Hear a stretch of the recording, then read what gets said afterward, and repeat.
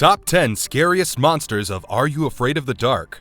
As a 90s kid, you are probably familiar with the Nickelodeon show Are You Afraid of the Dark? The Midnight Society returned every week on the screens to tell a scary story by the campsite. The Midnight Society are a group of teenagers who would gather at a secret location in the woods to share ghost stories. They would begin their stories by saying, "Submitted for the approval of Midnight Society, I call this story the tale of..." Submitted for the approval of the Midnight Society. I call this story... They would proceed to throw midnight dust into the campfire after announcing the title. The story would then begin to play on the screen as the members narrated the story. The stories would revolve around urban legends and supernatural phenomenon. The protagonists of the stories would often find themselves fighting ghosts, werewolves, and other mythical creatures. Most of the stories have a happy ending for the main character, giving the audience a positive ending that they can be satisfied with. The stories told by the first generation of the Midnight Society often reflected the characteristics of the storyteller themselves. The stories in the second generation were inspired by the incidents happening around the characters. Are You Afraid of the Dark, with its impeccable horror storytelling, is responsible for many sleepless nights back in the 90s. Now, let's look into 10 of the scariest monsters the show has introduced to us. Before we go into our explanation, we have a very small request. If you like our content, please support us by subscribing to our channel. This is a small click for you, but for us, it means a lot. Thank you. Let's begin. Oh no! Number 1. The Corpse. The Tale of the Dead Man's Float. You could sense that a corpse is nearby by the odor it gave away. The corpse smelled of decay, sulfur, and acid. The corpse lived underwater in the swimming pool. It blended in with the water and remained invisible. In 1954, the corpse killed 3 students by pulling them underwater. He started by killing Joe, Cindy's little brother. At that time, Cindy was dating the lifeguard Charlie Dempster. Charlie tried to save Joe, but the corpse was faster. The pool was closed after 2 more students were met with the same fate. It was hidden behind a row of lockers. In 1994, Zeke Matthews discovered the hidden pool and showed it to Cloris to impress her. Cloris, being a member of the swim team, got the pool reopened. As the pool reopened, the corpse made its return. He tried to drown Cloris and her friend Greta, but they managed to escape. Later, the corpse attacks Cloris again when she and Zeke were hanging out in a raft on the pool. The school janitor happened to be nearby, who was none other than the old lifeguard Charlie Dempster. Zeke figured out that they can stop the monster if he is no longer invisible. Nobody believes in this thing because it's invisible, but maybe we can get a look at it. He poured methyl orange into the pool as the corpse was half acid. The corpse emerged from the water, appearing like a hideous zombie. Cloris got an idea from Zeke's volcano experiment. She swam underwater to retrieve the jar of magnetite. Zeke jumped in to distract the corpse, and it almost got to Cloris. Charlie pulled Zeke out of the water in time. They finally put an end to the terror of the corpse monster by dousing him with magnetite. It made the corpse scream in pain as it bubbled and sizzled while evaporating into thin air. The corpse appeared in the Tale of the Dead Man's Float. It was the first story narrated by Stig. His stories often featured monsters who stood out because of their appearance. He himself was ridiculed by his peers for not looking clean and hygienic. The corpse monster in his story was a vengeful spirit.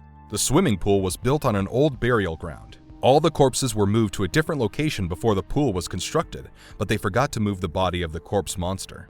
He would get furious whenever his eternal slumber was interrupted. He would often drown and kill the swimmers as a punishment for disturbing him. Stig mentions that moments before Joe was attacked by the corpse monster, he could smell a foul, acidic smell coming from the pool. Later, a similar odor occurs when Zeke's volcano explodes in the science class. The explosion was caused by Zeke miscalculating how much magnetite should have been put in the water.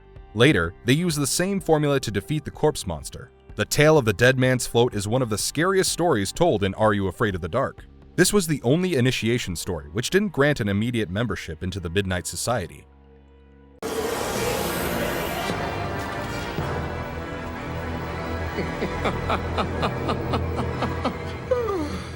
Number 2. The Vampire. The vampire is an ancient, blood-sucking, shape-shifting creature. He is notorious and manipulative. He often takes the form of an innocent-looking teenage girl to lure his unsuspecting victims.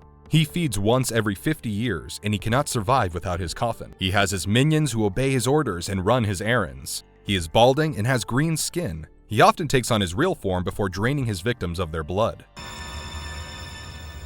You know, I don't think we're supposed to... He managed to sneak into a hospital by mailing his coffin as a water pump. When the water pump goes missing, Felix gets into trouble for not being careful. He also becomes the first victim to be drained out of his blood by the vampire. He was assisted by Margot, who appeared to be a teenage girl volunteering at the hospital. They managed to turn almost everyone at the hospital into zombies, except for Amanda and Colin. The vampire almost gets to Amanda, but Felix is able to regain his human side and assist Colin in burning the vampire's coffin. After the vampire goes up in flames, everyone goes back to their human form, and their memories of being a vampire in transition are erased.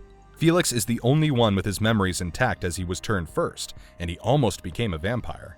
The Tale of the Night Shift was the final episode of the first edition of Are You Afraid of the Dark? The story was narrated by Sam, who started off by saying that the story is about deception. The story is set in the United Hospital.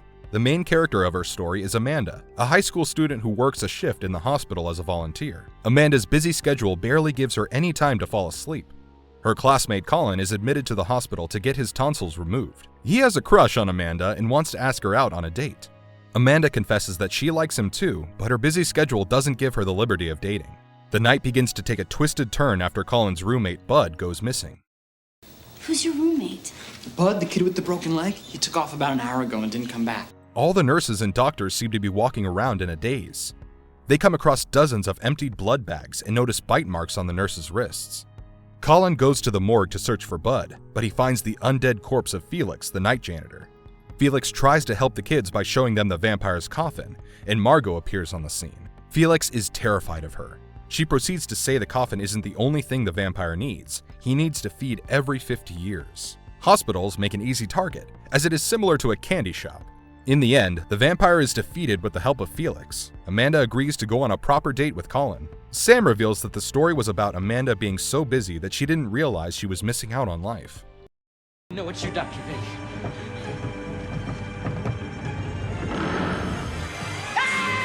Number 3. Nosferatu, The Tale of the Midnight Madness. Nosferatu was the vampire protagonist of Dr. Vink's horror movie. The film's plot was that the vampire wins at the end. The unconventional ending made it popular amongst the audience, who declared they were going to have nightmares for weeks. Unfortunately, he was about to find out. The real horror strikes when Nosferatu walks out of the silver screen and attacks the theater employees. The Rialto was an old-fashioned movie theater, struggling to make any profits. Pete and Katie liked working at the Rialto. Katie was considering taking up a job at the new movie theater to make ends meet. Pete was working on a plan to have the Rialto declared a historical landmark so that it doesn't close. One night, Dr. Vink turns up at the theater with the reel of Nosferatu, the demon vampire. It was a film made by him in the era of black and white silent movies. Back before wide screens, before color, before sound.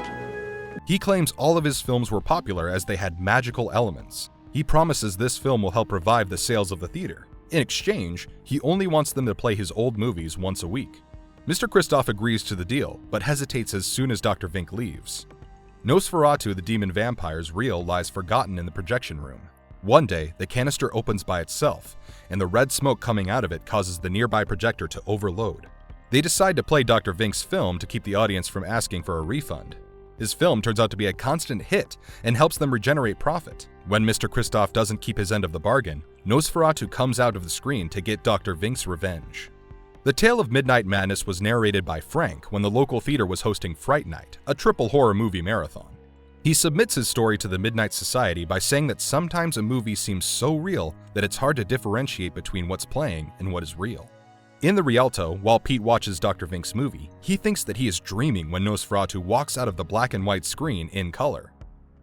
He rushes to tell Katie of the bizarre experience. When they walk into the theater, they find Mr. Kristoff lying unconscious with bite marks on his neck. They are horrified to find out that Nosferatu has indeed walked out of the screen to get revenge for Dr. Vink.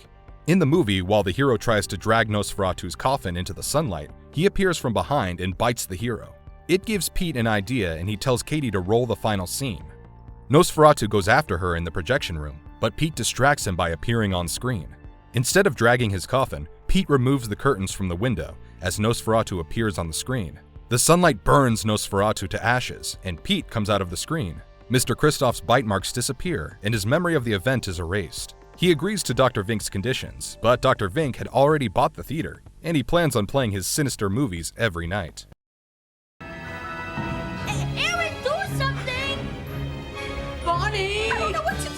Number 4. Creature of Darkness. The Creature of Darkness is this evil ghost haunting the house Aaron and his family have moved into.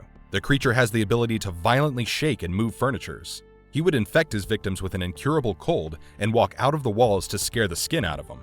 Doug begins to feel cold inside his room and falls ill with an incurable cold. In school, Aaron runs into Connie and develops an attraction towards her. In the middle of the night, Aaron has a dream about a girl who bears striking resemblance to Connie.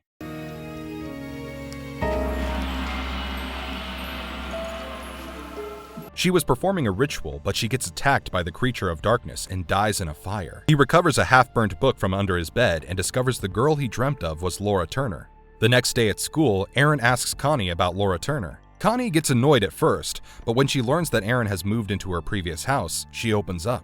She tells that Laura was her twin sister who died in a fire. Laura had done some research on the house and found out it was haunted, but no one believed her. When Laura started telling everyone, she thought it was haunted.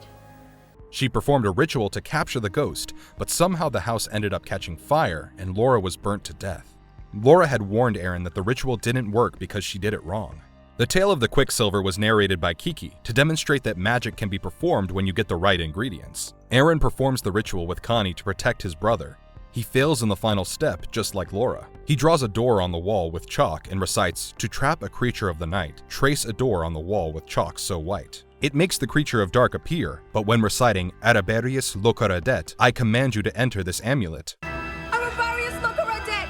I command you, enter this amulet! He fails to capture the creature in the magic wand. Aaron realizes that the magic wand doesn't work because the spoon used as the wand is not made of silver, but steel. He replaces the spoon with his silver locket and captures the creature in the magical wand. The ghost of Laura appears and her sister begins to tear up. Laura's spirit continues to protect the residents of the house, and the Creature of Darkness remains trapped in the magical wand.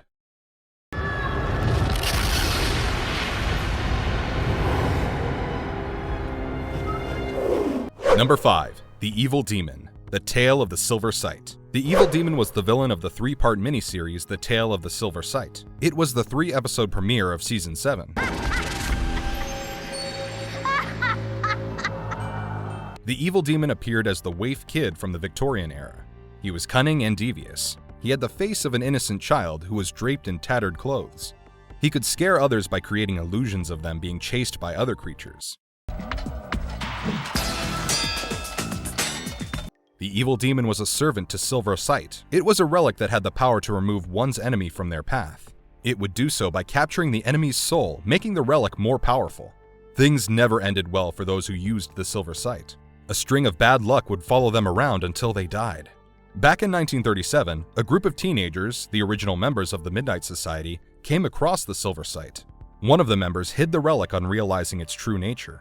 He distributed a piece of broken records as a puzzle to his friends, which would lead them to the Silver Sight. The next day, he died in an accident. The Evil Demon lay dormant for years, but he resurfaced in 1999 to haunt the current members of the Midnight Society. Gary has his nightmare about the waif kid. He wakes up to find out that his grandfather had passed away because of a heart attack. He discovers that his grandfather was the founding member of the Midnight Society. He wanted to find the Silver Sight and destroy it. The task has been now passed down to the current members of the club. The club starts to track down other members of the original Midnight Club, hoping to find the pieces of the broken record. The club started with General Lang's Candle House, who warned the kids about the evil nature of the Silver Sight. He warns them that it has only brought misfortune to those who have come to possess the Silver Sight. The waif kid follows the members every step of their way, observing and assessing them. The kids come across an old photograph of the founding members of the Midnight Society. Quinn ends up in a junkyard in search of Donna Tilton. Her name's Donna Tilton. There he meets Vince, Donna's ex-boyfriend. He tells Quinn about his string of unfortunate accidents and his breakup with Donna. He informs Quinn that Donna had died in a car accident. Her then-boyfriend General Candle was present with her at the time of the incident, but he survived. Vince agrees to give Quinn Donna's piece of the recording in exchange for getting Donna's picture from General Candle. Megan's search leads her to a family living under the sewers, hiding from loan sharks. She learns of Eleanor, who made a huge fortune at a young age, but a string of bad luck led her to make bad investments, and the family ended up losing all of their fortunes. When she asks about Eleanor's broken record, her son becomes furious and tells Megan to leave immediately. Get out. What did I say? That thing is what caused Mother's ruin. If it wasn't for that. Eleanor's grandson agrees to help Megan and tells her to return after his father has calmed down. Megan arrives at the sewers later, only to find out that Eleanor's family has been chased away by General Candle. At this point, the children begin to believe that the general is the main culprit. The kids end up at an amusement park in search of the final member, Bruce McGorrell. Bruce McGorrell's brother? Right again. They retrieve all the broken pieces of the record and pieces of warnings. The final warning tells them to know who their true enemy is. Once they recover the silver sight, the Waif Kid tries to convince them to use it to get rid of the general. Gary realizes who the true enemy is and uses it against the Waif Kid. Once the evil demon is captured, the other trapped souls escape from the silver sight and the relic becomes powerless. The evil demon never returns to haunt the group.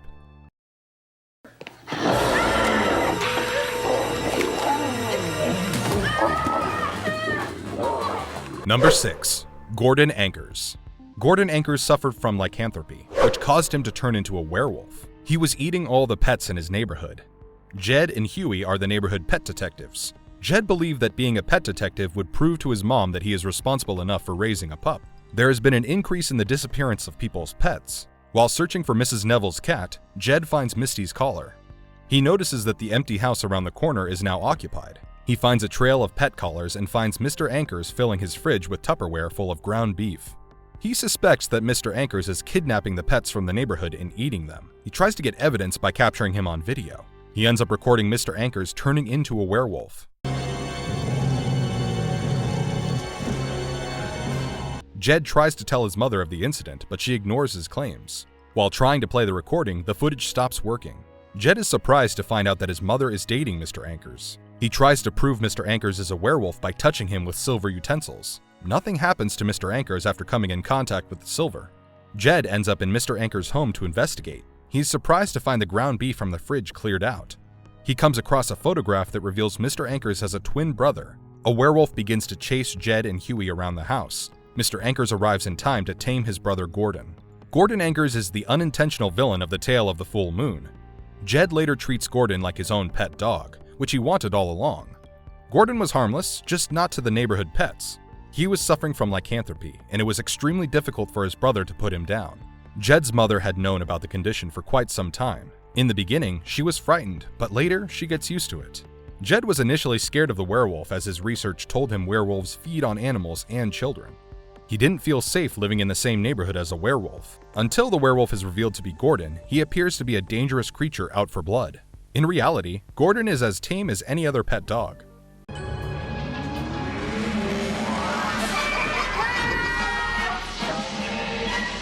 Number 7. Zeebo. Zeebo the clown was the criminal who stole money from the circus he used to perform in. He hides in the funhouse to escape from the police. He would have gotten away with it if not for the cigar he lit, which ended with the funhouse catching on fire and Zeebo dying on the spot. From then on, Zeebo's ghost continues to haunt the circus grounds. The funhouse was rebuilt with a replica of Zeebo hiding behind one of the doors. When Josh steals Zeebo's nose to prove that he's not a coward, Zeebo begins to haunt him to get his nose back. Zeebo's appearance is announced with cigar smoke. For a moment, Josh believes that Ouija is playing a prank on him. Josh gets terrified on learning that Zeebo is inside his house, and he's the one responsible for his microwave firing up. Oh, how can that burn so fast? He returns the nose to Zeebo in the funhouse, and makes a peace offering with cigars to keep Zeebo from haunting him. The tale of Laughing in the Dark was narrated by Betty Ann. She proceeds to tell the story of Playland, an amusement park haunted by the ghost of Zeebo the clown. At the amusement park, there was a haunted house called Laughing in the Dark. Josh hangs out near the haunted house with his friend Ouija and his little sister Kathy. Josh constantly teases Ouija and his sister to prove that he's tougher. When they arrive at Laughing in the Dark, Kathy refuses to go in, saying it's haunted by Zeebo. Ouija is reluctant to go in as well, as he had heard the stories around it. Josh makes fun of them for being scared of the haunted house and taunts them by pretending to be a chicken. A circus carny turns up in a striped suit and encourages Josh to go to the haunted house alone, as he is a non-believer. The carny reminds Josh that if he picks the right door, then he'll be free. But if he picks the wrong door, then there he'll be. Josh goes inside Laughing in the Dark. He looks terrified, but he doesn't want to show it to Ouija. He picks the right door, and then he realizes he needs to bring Zeebo's nose to prove he went to the end. He opens all the doors and runs away after snatching the clown's nose. The next day, a puff of cigar smoke appears as Zeebo begins to haunt Josh. The haunting stops after Josh returns the stolen nose to Zeebo and brings cigars as a peace offering. It is revealed that the circus carny was the ghost of Zeebo all along. such a long time. They're very hungry. Number 8. Jake the Snake Desmond. Jake the Snake Desmond was a hockey player whose skills improved after he started playing with a magical stick. His hockey stick was evil in nature. The players using his hockey stick would begin to transform into a snake from the first shot. After a certain number of shots, they would completely turn into a snake. Wiley and Zach were close friends who were trying out for the hockey team. Zach was significantly better than Wiley out on the field. Wiley was doubtful of his skills and his ability to make it to the team. When he is sent to get ice packs, he meets Jake the Snake Desmond. After hearing the story of the greatest hockey player that ever lived, Jake encourages Wiley to use his magic stick. Wiley recovers the stick from a pile of shed snakeskin and rat carcasses. Wiley gets the spot instead of Zach, but a rash breaks out on his skin. His attitude becomes foul, and it causes bitterness between him and Zach. The tale of Jake the Snake was told by Tucker. He describes it as a story of two friends who would risk everything for each other.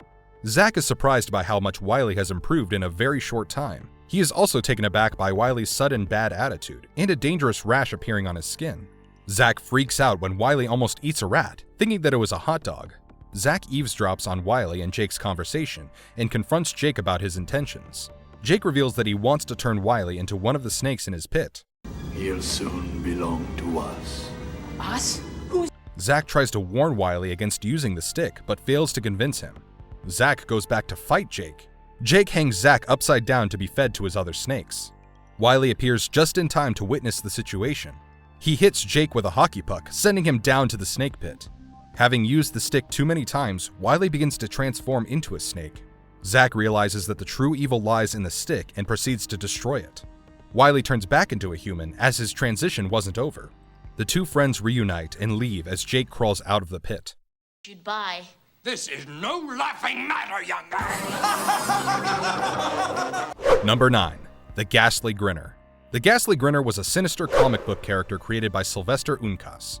Drawn by Sylvester Ankers. The Ghastly Grinner was a jester who would go around catching people and laughing at their faces until they turned into a laughing and drooling idiot. Sylvester hadn't realized he had created something evil until it was too late. The Ghastly Grinner had come to life and turned him into his first victim. His daughter got a hold of the comic and kept it secured and hidden. Years later, she handed it over to Ethan, a promising young comic artist. When Ethan gets caught reading the comic book in his science class, the teacher drops his comic in the fish tank to punish him. At home, Ethan tries to dry the comic by putting it in the microwave, but the rays end up reviving the Ghastly Grinner. It escapes from the comic book and leaves after turning Ethan's parents into laughing idiots.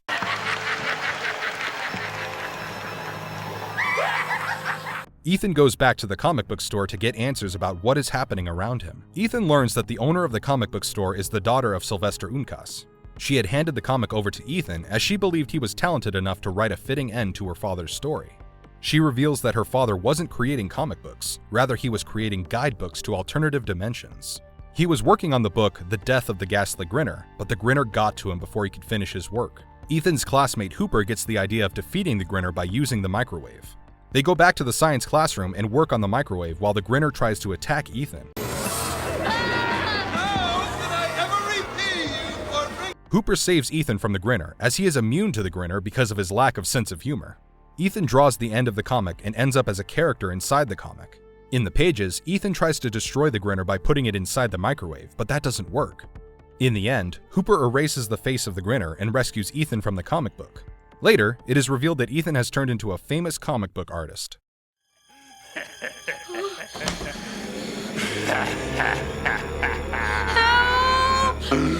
Number 10. The Crimson Clown.